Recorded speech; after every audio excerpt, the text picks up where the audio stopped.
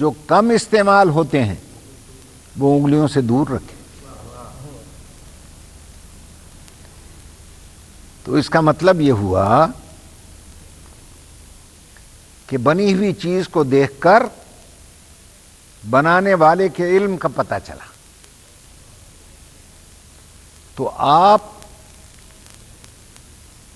اپنی محیر العقول انسانی مشینری کو دیکھیے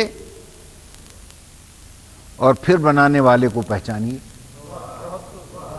اسی کو میرے مولا نے فرمایا تھا من عرف نفسہ فقد عرف ربہ. جس نے اپنے آپ کو پہچان لیا اس نے رب کو بھی پہچان لیا.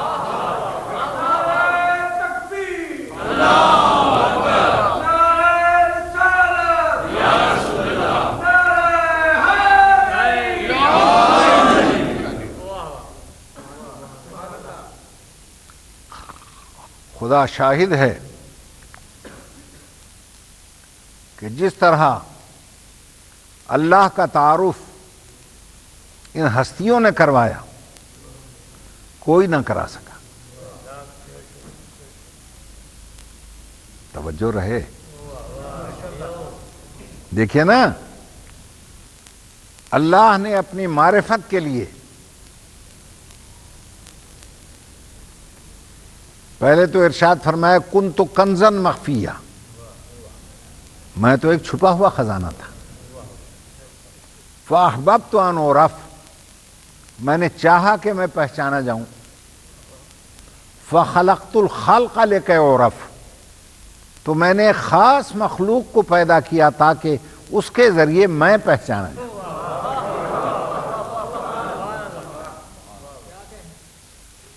اللہ تو فرماتا ہے کنت کنزن مخفیہ، میں تو چھپا ہوا خزانہ تھا. اور اس میں وضاحت کی ضرورت ہی نہیں ہے. آج بھی زمین کی کھدائی میں کسی کو تھوڑا سا خزانہ مل جائے تو وہ اپنے آپ کو بہت بڑا امیر کبیر اور شہنشاہ سمجھنے لگتا ہے. اب جس مخلوق کو اللہ جیسے خزانے کا علم ہو جائے وہ دیکھنے میں فقیر ہوگا مگر حقیقت میں جناب امیر ہوگا.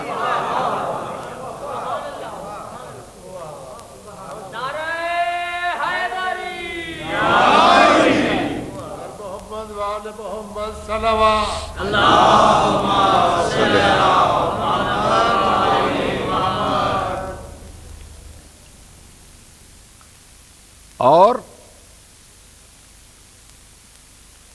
جتنے الفاظ ہو سکتے ہیں اللہ نے اپنی معرفت کے لیے وہ اپنی کتاب میں استعمال کیے ہیں تاکہ کسی نہ کسی طریقے سے میرا خیال ذہنوں میں سماتا چلا جائے.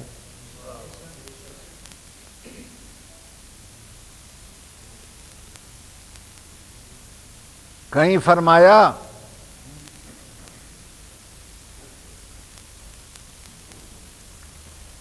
هو اللہ احد، وہ جو تمہارا خالق ہے، مالک ہے، پالنہار ہے، سب کچھ عطا کرنے والا ہے، وہ احد ہے.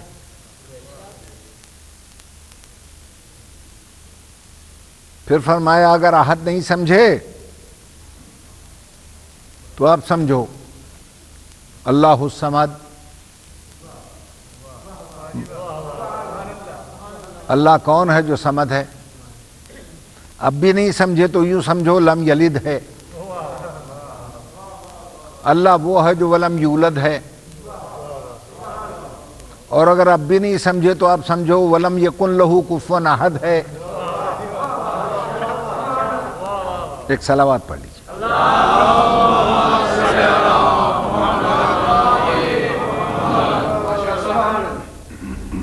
توجہ ہے یا نہیں؟ پھر ارشاد فرمایا کہ اگر مجھے سمجھنا چاہتے ہو تو میں تمہاری طرف بھیج رہا ہوں کسے؟ قد جاءکم برہان من ربکم، میں اپنا رسول نہیں بھیج رہا، تمہارے پاس تمہارے رب کی دلیل آ رہا ہے۔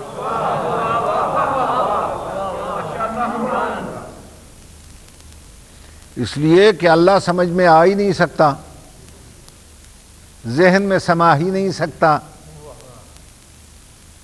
طائر تخیل وہاں تک پہنچ ہی نہیں سکتا، زمانی وہ نہیں، مکانی وہ نہیں، قابل تحلیل وہ نہیں، لائق اشارہ وہ نہیں، قابل تجزیہ وہ نہیں، حلول اس کا ممکن نہیں، جہت میں گھرا ہوا وہ نہیں، مکان میں سمایا ہوا وہ نہیں۔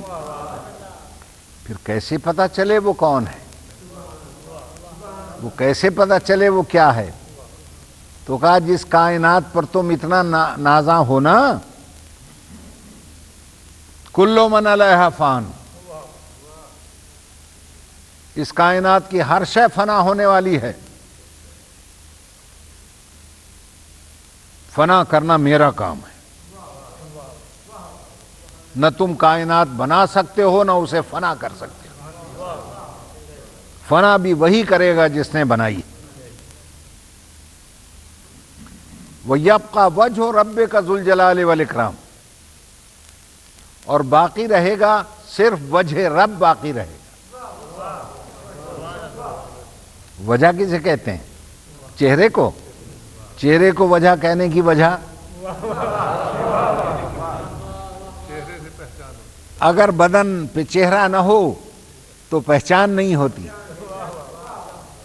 تو جس سے کوئی شے پہچانی جائے اسے وجہ کہتے ہیں، اور جسے اللہ پہچانا جائے اسے وجہ اللہ کہتے ہیں۔